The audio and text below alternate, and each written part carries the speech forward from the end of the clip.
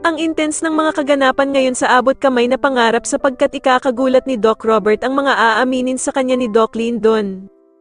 Dito nga ay makokonsensya si Doc Lyndon kaya naman ay hindi niya susundin ang sasabihin sa kanya ni Zoe at isusumbong nga niya ito kay Doc Robert. Samantala ay hindi naman inaasahan ni Annalyn na mabubuking niya ang pinaplano ng mag-inang Moira at Zoe dahil nga sa isang attendant ng hotel na aakalain ngang siya si Zoe. Itong si Moira nga ay may isang araw na lang bago ang flight nito palabas ng Japan dahil sa meron na nga siyang bagong identity at plano niya ngang sa bagong pupuntahan niya na doon na siya magsimula ng bagong buhay. Pero dahil nga sa wala na talagang balak na sumama si Zoe sa bruhan niyang ina na si Moira, kaya naman ay makikiusap ito na baka pwede daw itong makipagkita sa kanya at makasama siya for the last time.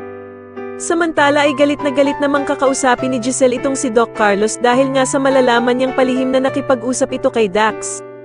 Pero tatanungin naman siya ni Doc Carlos na kung masama ba daw nakausapin niya ang taong namasok sa bahay nila ni Lynette.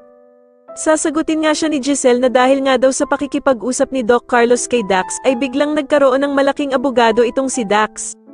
Pero mukhang lumalabas nga na si Doc Carlos din ang nagbigay ng malaking abogado kay Dax dahil nga sa ginawang pang-blackmail nito sa kanya, nakasabwat nga din daw si Doc Carlos sa nangyari kay Lolo Pepe. Sa kabilang banda naman matapos ngang mabuking ni Doc Lyndon itong si Zoe, nakausap ang ina niyang si Moira sa cellphone ay agad naman itong iisip ng paraan para matakasan ito.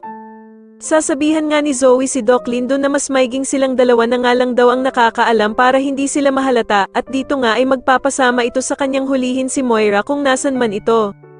Sa tingin niyo si Doc Lyndon na nga kaya talaga ang sagot para matauhan na itong si Doc Robert sa panglolo kung ginagawa sa kanya ni Zoe, mas lalo na nga talagang nagiging exciting ang mga susunod na kaganapan kaya naman ay mas lalo pa nating abangan ang mas lalong gumigandang abot kamay na pangarap. Maraming salamat po sa inyong panonood at sana po ay masubscribe niyo ako. Maraming salamat po.